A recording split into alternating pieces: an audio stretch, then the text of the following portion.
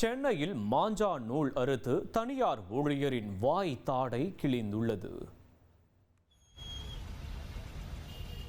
சென்னை மூலக்கடை மேம்பாலம் வழியாக இருசக்கர வாகனத்தில் தனியார் ஊழியர் சென்றபோது திடீரென மாஞ்சா நூல் ஒன்று முகத்தில் பட்டதில் ஊழியரின் கீழ்த்தாடை அருந்து படுகாயமடைந்த சம்பவம் அதிர்ச்சியளித்துள்ளது. 67 வயதான பிரகாஷ் ஜெயின் கீழ்த்தாடை அருந்து வண்டியிலிருந்து கீழே விழுந்து வலியால் துடித்துள்ளார். உடனே அக்கம்பக்கத்தினர் மீட்டு மருத்துவமனைக்கு அனுப்பிய நிலையில் முகத்தில் தையல்கள் போடப்பட்டு சிகிச்சை பெற்று வருகிறார். இதுகுறித்து போலீசார் தீவிர விசாரணை நடத்தி வருகின்றனர். மாஞ்சா நூல் பயன்படுத்தி பட்டம் விட தடை அமலில் உள்ள நிலையில் எல்லாவற்றையும் மீறி மீண்டும் மாஞ்சா நூல் கலாச்சாரம் உருவெடுத்துள்ளதாக சமூக ஆர்வலர்கள் சாடி வருகின்றனர். இனி செல்லும் இடமெல்லாம் செய்தி.